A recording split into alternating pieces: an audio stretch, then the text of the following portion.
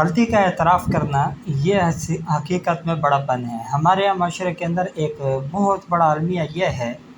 कि बड़ों से अगर गलती का सुदूर हो जाए तो वो उसका एतराफ़ करने में और अपने आप को गलत शो करने में, ज़ाहिर करने में